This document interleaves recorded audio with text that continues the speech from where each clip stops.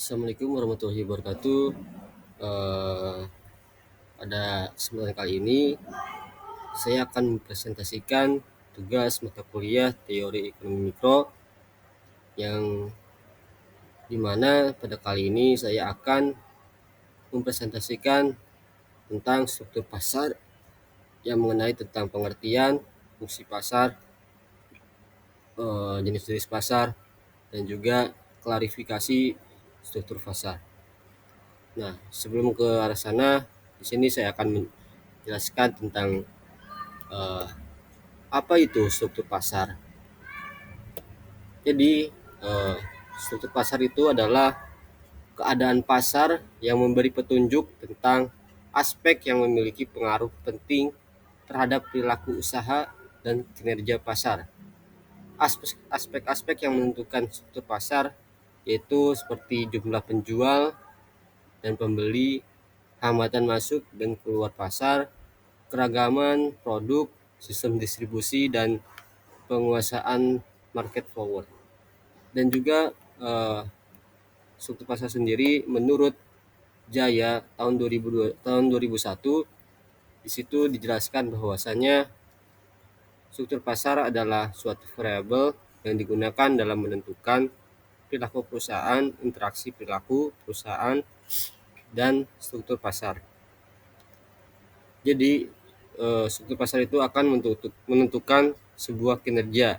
Selanjutnya itu akan memiliki pengaruh terhadap pembentukan dari suatu struktur itu.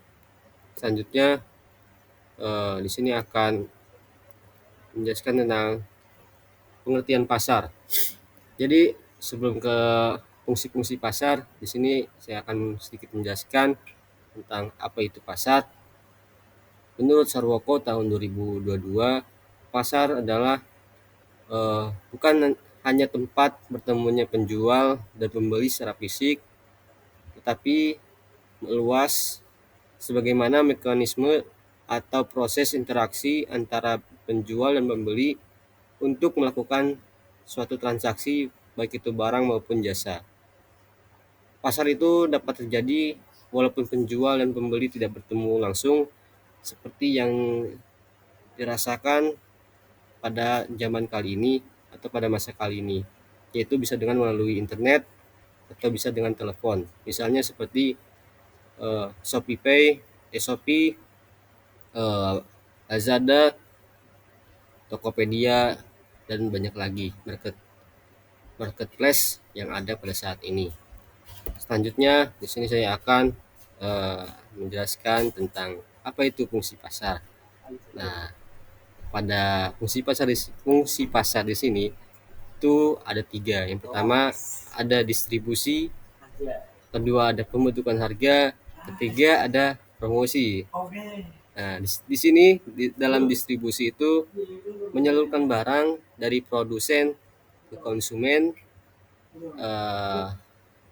dan juga pembentukan harga itu di sini menentukan harga keseimbangan melalui tawar-menawar dan promosi tempat produsen memperkenalkan produk kepada konsumen. Oke, pada distribusi di sini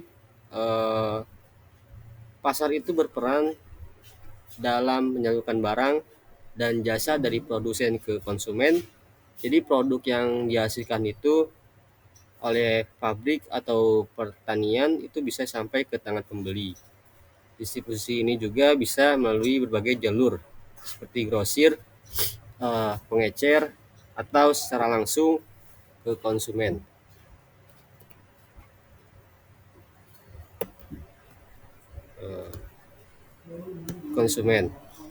Nah, selanjutnya di sini saya akan menerangkan tentang fungsi pembentukan harga. Jadi pasar dalam fungsi ini itu membantu pembentukan harga suatu barang melalui interaksi tawar-menawar atau negosiasi antara penjual dan pembeli. Dan pada fungsi kali ini juga bisa melalui interaksi permintaan dan penawaran, serta pasar membentuk harga keseimbangan. Dan selanjutnya itu ada promosi. Nah, fungsi pasar sendiri itu yaitu untuk mempromosikan, jadi untuk memperkenalkan juga produk barang yang kita jual itu kepada konsumen. Nah, di sini itu penjual itu bisa menunjukkan kelebihan produknya, bisa memberikan kayak penawaran khusus atau menggunakan strategi pemasaran lainnya untuk menarik minat pembeli dengan pemasaran yang sangat menarik. Nah, promosi ini juga bisa meningkatkan penjualan dan memperluas jangkauan pasar produk yang kita jual tersebut. Nah, dalam fungsi ini juga pasar itu menjadi tempat produsen untuk memperkenalkan. Jadi selain produk kita terkenal, ini juga dengan promosi bisa untuk meningkatkan penjualan dan memperluas jangkauan pasar. Selanjutnya jenis-jenis pasar. Nah, pada jenis-jenis pasar di sini menurut Sarwoko tahun 2022, pasar itu dibedakan menjadi beberapa kriteria. Yang pertama itu ada yang pertama itu ada berdasarkan wujudnya, terus yang kedua itu ada berdasarkan jenis barang yang diperjualbelikan, yang ketiga berdasarkan luas jangkauan, dan yang terakhir berdasarkan waktu penyelenggaraannya. Oke saja langsung ke pertama, yaitu jenis pasar berdasarkan wujudnya. Di sini ada dua, yaitu ada pasar konkret dan ada juga pasar abstrak. Pasar konkret di sini itu ada tempat fisiknya, maksudnya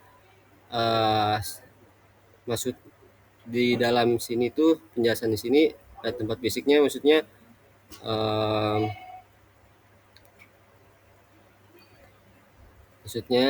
nyata, secara nyata unsur-unsurnya itu seperti penjual dan pembeli itu ada di sana. Maksudnya pasar yang dimana barang-barang yang diperdagangkan itu berada di tempat dan bisa langsung dibeli oleh konsumen.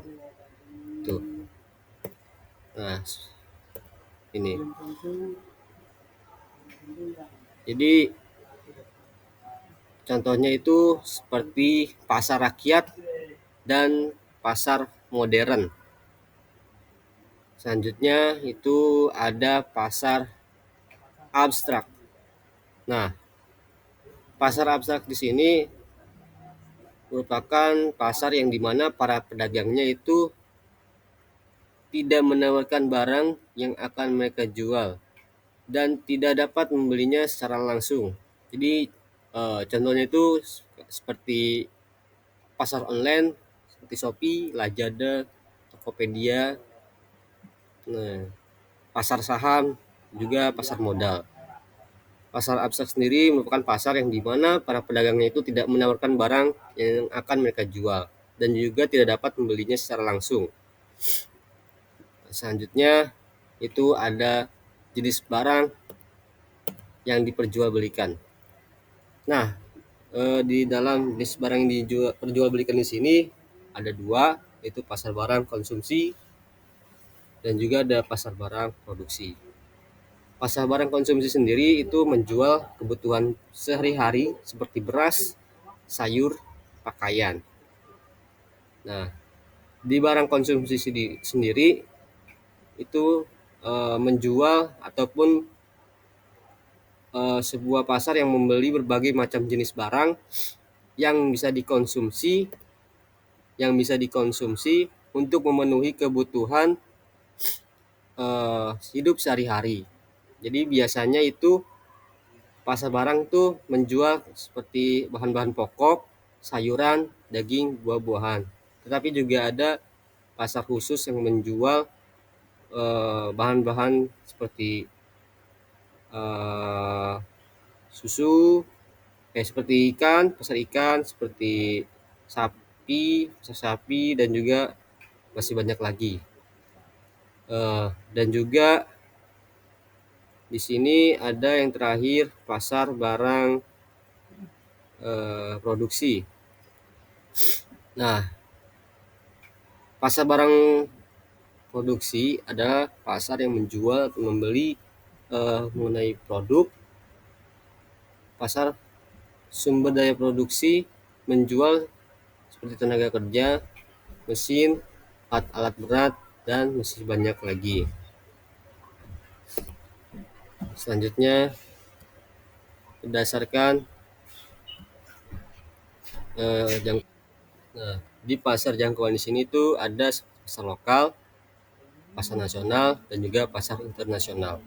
Pasar lokal di sini melayani wilayah tertentu saja, dan juga pasar nasional melayani seluruh wilayah negara, dan pasar internasional sendiri itu melayani antar negara.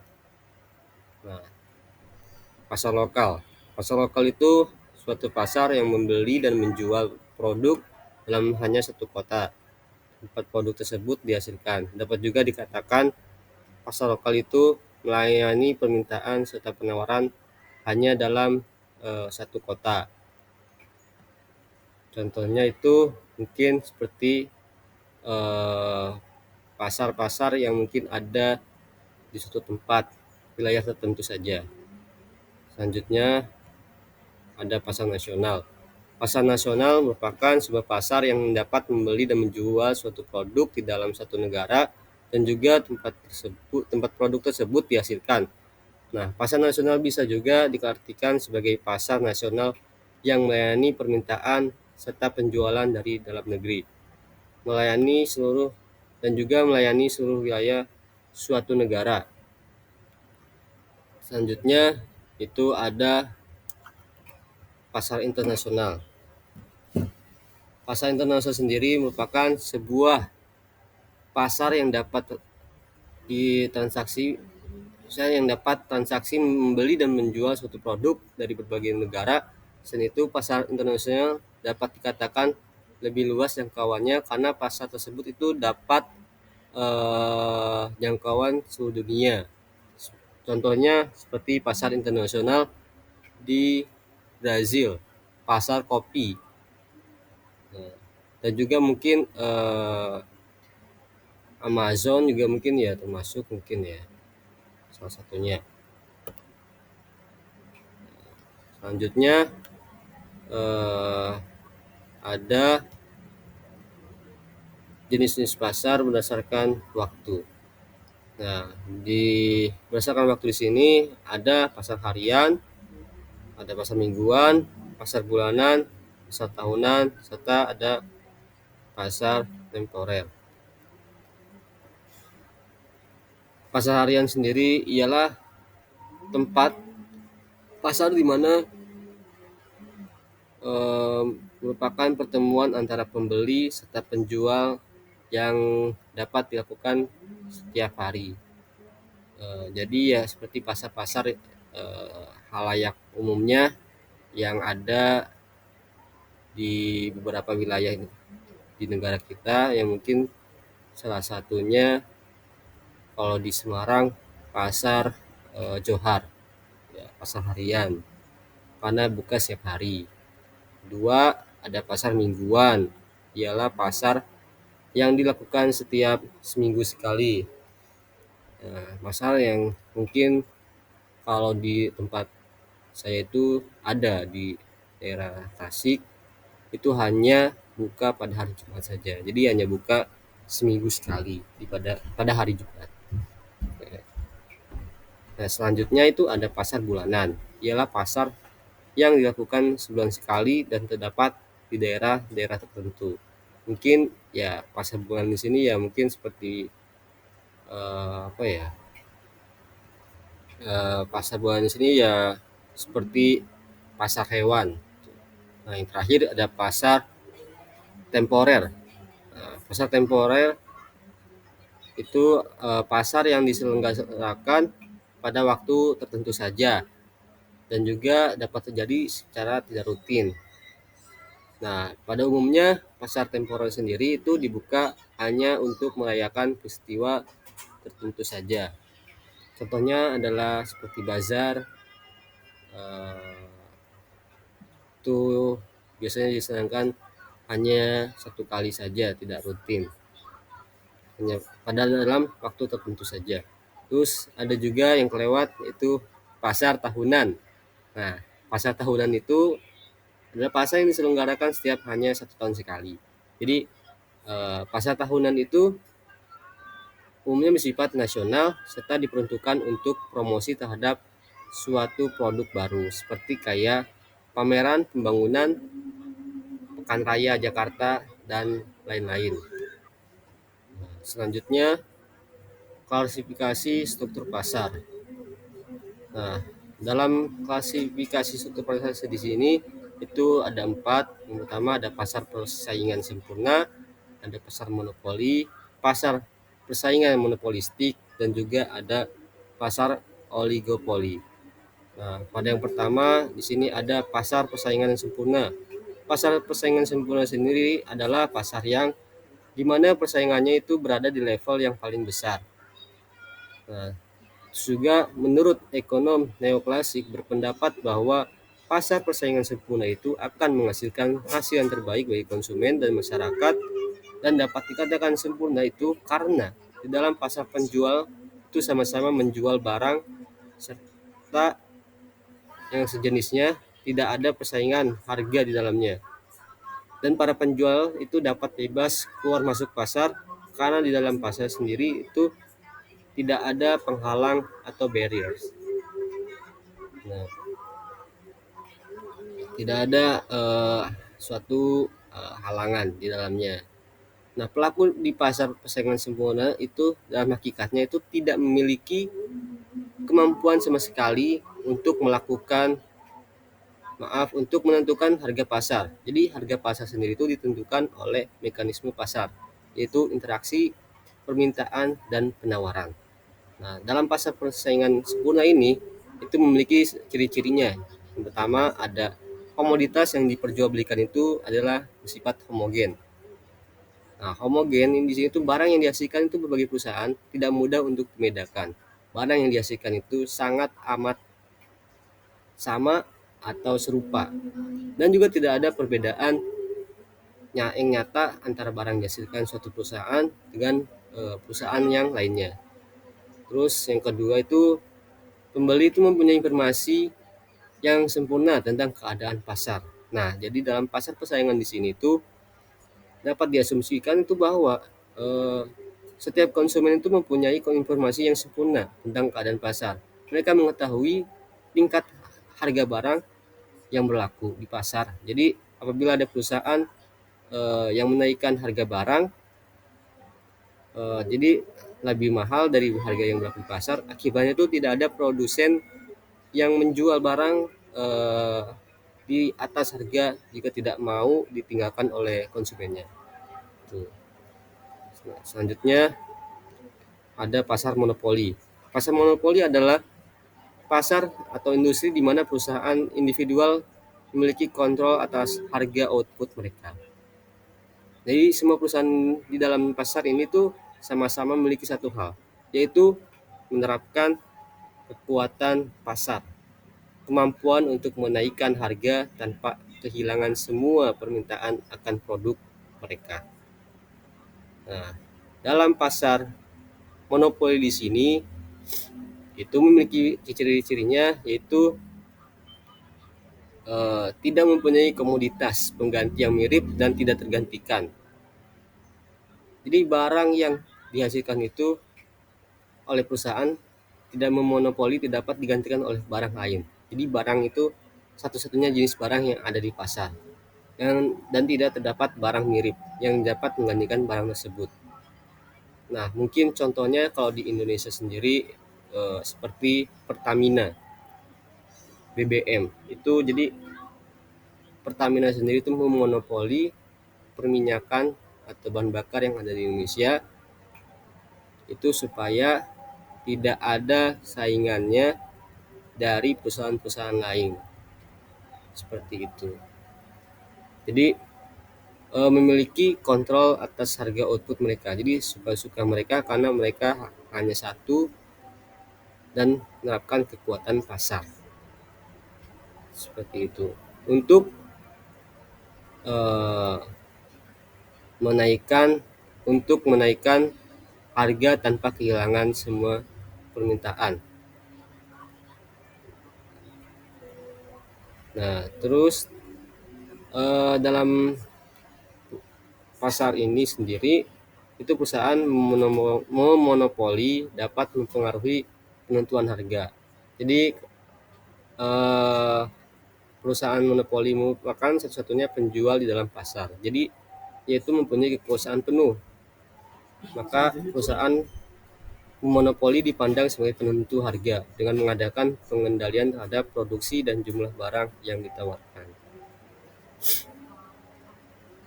Nah, yang selanjutnya ada pasar persaingan monopolistik. Pasar ini adalah bentuk pasar yang di dalamnya terdapat banyak penjual yang menghasilkan atau menjual produk yang berbeda-beda.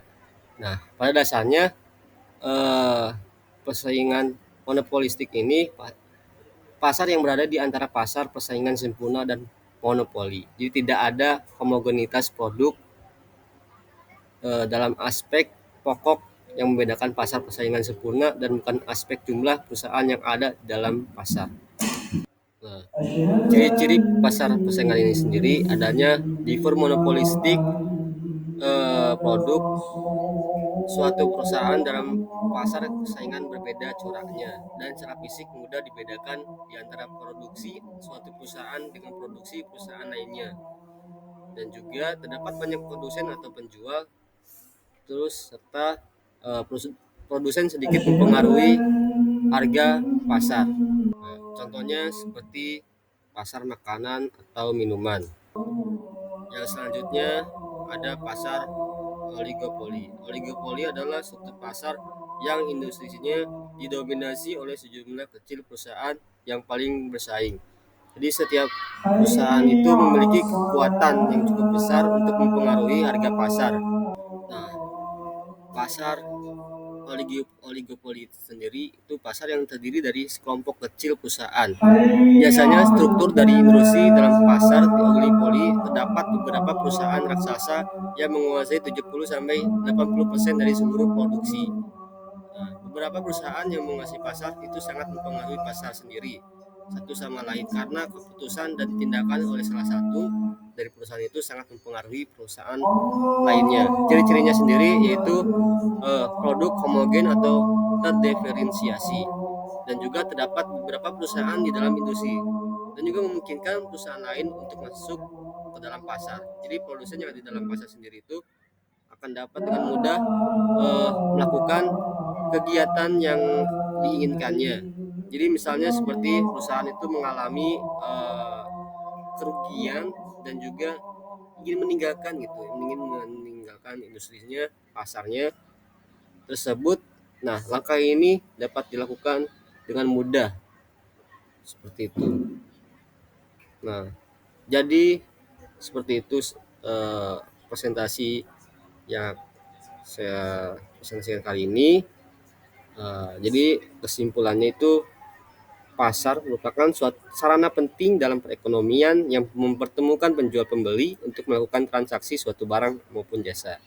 Nah, pasar sendiri memiliki fungsi yang sangat vital sebagai tempat distribusi, penentu harga, dan penggerak ekonomi. Nah, jenis-jenis pasar sendiri tadi dapat dibedakan berdasarkan waktu, ruang lingkup, bentuk transaksi, dan jenis-jenis barang. Nah, struktur pasar juga dapat diklasifikasikan menjadi pasar persaingan sempurna, monopoli, persaingan monopolistik, dan juga oligopoli. Jadi masing-masing dengan karakteristik tersendiri yang mempengaruhi mekanisme harga dan perilaku pelaku ekonomi sendiri. Nah, terima kasih. Mungkin bila ada yang ingin ditanyakan atau yang ingin menambahkan, bisa melalui Google Classroom yang sudah tertera atau yang sudah ada di dalam apa namanya yang sudah ada di dalam link yang sudah diberikan. Jadi bila ada yang ingin tanyakan atau bila ingin ada yang menambahkan, bisa ditanyakan langsung. Terima kasih. Wassalamualaikum warahmatullahi wabarakatuh.